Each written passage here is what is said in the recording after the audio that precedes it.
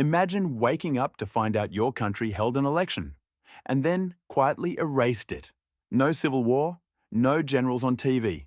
The winners are sworn in, but the system pretends nothing really changed. Sounds impossible, right? Yet in the late 20th century, one European democracy did something disturbingly close. On paper, it stayed free. In practice, a single vote rewired how power worked for generations. This isn't about rigged ballot boxes. It's about something far more subtle and more dangerous, when democracy edits its own memory. What if the most effective coup doesn't look like a coup at all? No tanks rolling toward the palace, no dramatic radio takeover, just smiling politicians, coalition talks, and constitutional clauses. Our story takes us to Cold War Europe, to a small alpine republic most people barely think about, Austria. Famous for Mozart, mountains, and neutrality. Not exactly the place you'd expect a democratic plot twist. But after one election in the early 1970s, Austria quietly rewrote how democracy would function, not just at home, but as a model across the continent. To understand the election that was erased, we need to rewind. Austria in 1945 was shattered, occupied by the Allies, split into zones, its capital Vienna divided much like Berlin. Two main parties quickly dominated, the Social Democratic Party, SPO, and the Conservative People's Party, OVP. They formed grand coalitions, sharing power to keep extremists out and hold the fragile state together. It worked, sort of. But that wasn't the only consequence. Over time, this power sharing hardened into something else. A cartel of parties managing democracy from above. By the 1950s and 60s, Austria was officially a democracy. Elections, parliaments, constitutions. But daily life ran on something called proporties. Jobs, state companies, even public housing were divided between the two big parties like spoils. Need a promotion? Better have the right membership card. This system stabilized the country, critics said, by locking politics into a permanent truce. But it also blurred the line between state and party. Voters could change the government on paper. In practice, the same two machines ran everything. Still, one man thought he could break that pattern. Enter Bruno Kreisky. Charismatic, sharp-tongued, a social democrat who'd survived Nazi persecution and exile in Sweden. He returned with big ideas: welfare expansion, educational reform, a more open, modern Austria. By the late 1960s, Kreisky sensed something. People were tired of stitched-up coalitions. In the 1970 National Council election, his SPO won 81 out of 165 seats, one short of an absolute majority. One seat. The OVP still had 78. By tradition, they could have demanded another grand coalition. Instead, the president did something unexpected. President Franz Jonas appointed Bruno Kreisky chancellor, leading a minority government. No grand coalition, no sharing the top job. This broke with the unwritten rules of the Second Republic. Kreisky now had to survive vote by vote, relying on tolerance from smaller parties, most controversially the right-wing Freedom Party, FPÖ. The message was clear. Elections were supposed to decide who ruled, not cozy elite pacts. But there was a catch. To escape constant instability, Kreisky wanted something stronger than a fragile minority. And that's where the erased election comes in. Governing on borrowed votes is exhausting. Kreisky needed an absolute majority. So he played a high-stakes game. Push for early elections. In 1971, just 1 year after the last vote, Austrians went back to the polls. Officially, it was just another democratic exercise. But here's the twist. The 1970 result, the breakthrough that ended constant grand coalitions, was about to be written out of the narrative.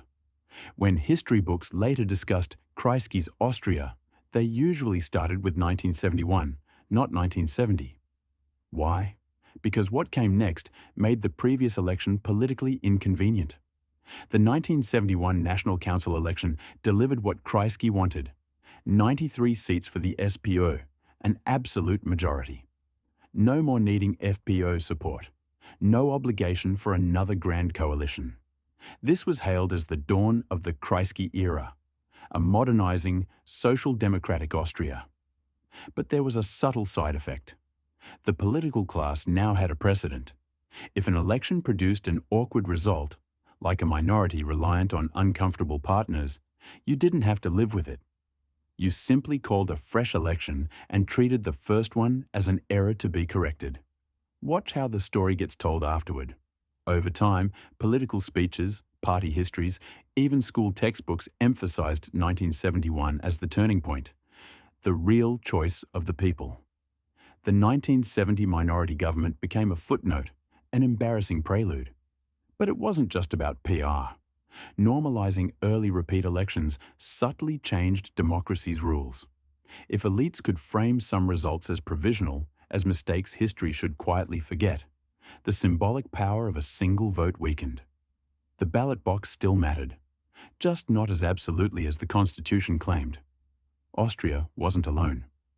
Across Western Europe, parliamentary democracies began normalizing what scholars call government by election management. Don't like the coalition math? Dissolve parliament. Try again. In West Germany, chancellors used constructive votes of no confidence and early elections to reshape mandates. In Italy, cabinets fell constantly, with elections used as bargaining tools. Austria's 1970-71 episode became part of this wider pattern. Elections as adjustable instruments, not inviolable verdicts. And once that mindset spread, something else followed. Growing distance between voters' expectations and what political systems actually delivered. While Kreisky expanded welfare, education, and cultural policy, the underlying propos logic didn't vanish. It adapted. SPÖ dominance meant red influence deepened across state institutions. ÖVP kept its zones. The system looked responsive. Elections reshuffled seats in parliament. But the deeper networks remained. Elections became rituals that adjusted the balance within an elite-managed framework. The erased 1970 result symbolized this. When votes threatened to produce unpredictable arrangements, the system encouraged a reset. Democracy, redesigned not to break, but also not to truly surprise. Then something unexpected happened. Voters started drifting away. From the 1980s onward, party membership across Europe, Austria included, declined sharply. Traditional loyalties faded, yet the same parties still dominated institutions.